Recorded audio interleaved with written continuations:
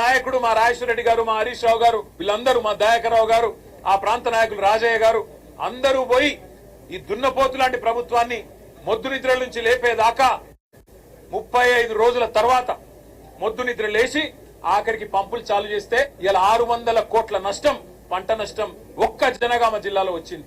అందుకే అంటున్నాం మేము, ఇది కాలం తెచ్చిన కరువు కాదు, కాంగ్రెస్ ప్రభుత్వం తెచ్చిన కరువు, రేవంత్ రెడ్డి యొక్క తెలివి తక్కువతనం తెచ్చిన కరువు, రేవంత్ రెడ్డికి కేసీఆర్ గారి మీద ఉన్న గుడ్డి ద్వేషం తెచ్చిన కరువు తప్ప ఇంకోటి కానే కాదు. అటు గోదావరిలో ఇటు కృష్ణలో రెండు వైపులా కూడా ఇవాళ రాష్ట్ర వ్యాప్తంగా పంటలు ఎండుతున్నాయంటే ఖచ్చితంగా దానికి కారణం ముందు చూపు లేని ఈ సన్నాసి ప్రభుత్వం, ముందు చూపు లేని మూర్ఖపు ప్రభుత్వం అని చెప్పక తప్పదు. ఇవాళ రాష్ట్ర ప్రజల తరపున, రాష్ట్ర రైతుల తరపున మేము డిమాండ్ చేస్తున్నది ఒకటే, లక్షల ఎకరాల్లో పంట ఎక్కడెక్కడైతే ఎండిందో ఇది తప్పించుకునేదానికి వీలు లేదు. మొన్న హరీష్ రావు గారు వివరంగా చెప్పినారు, ఎండల వల్ల పంట ఎండిందని ముఖ్యమంత్రి అంటాడు, బోర్ల కింద ఎండిపోతే మాకు బాధ్యత లేదని బాధ్యత రాహిత్యంతో ఇరిగేషన్ మంత్రి మాట్లాడతాడు. మేము రాష్ట్ర ప్రజల తరపున, రాష్ట్ర రైతుల తరపున ముఖ్యమంత్రిని, ప్రభుత్వాన్ని ఒకటే అడుగుతా ఉన్నాం, ఇవాళ పంటలు ఎండినాయంటే దానికి మీ చేతగాంతనం కారణం, గోదావరిలో నీళ్లుండి కృష్ణల నీళ్లుండి వాడుకోలేని తెలివి తక్కువతనం కారణం, చెరువులు నింపలేని తెలివి తక్కువతనం, పంప్ హౌజులు టైంకి స్టార్ట్ చేయలేని తెలివి తక్కువతనం, బరాజ్ ఏమన్నా చిన్న ప్రాబ్లం ఉంటే రిపేర్ చేసి నీళ్లు తీసుకోవాలనే సోయిలేనితనంతోనే ఈ ప్రభుత్వానికి ఇవాళ బాధ్యత మరిచింది.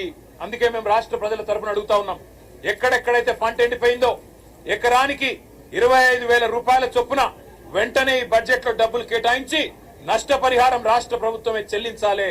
రాష్ట్రంలో లక్షలాది ఎకరాల్లో పంట ఏదైతే ఎండుతుందో దానికి ఖచ్చితంగా ఈ ప్రభుత్వం రైతులకు క్షమాపణ చెప్పాలి. ఇలా భూగర్భ జలాలు అడుగంటున్నాయంటే ఖచ్చితంగా దానికి కారణం ఈ ప్రభుత్వమే.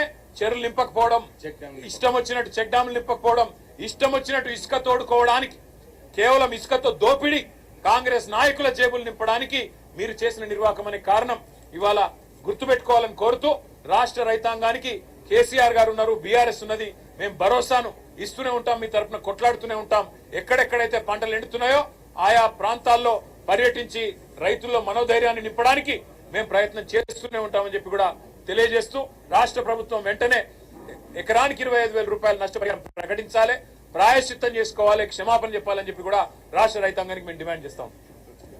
Thank you.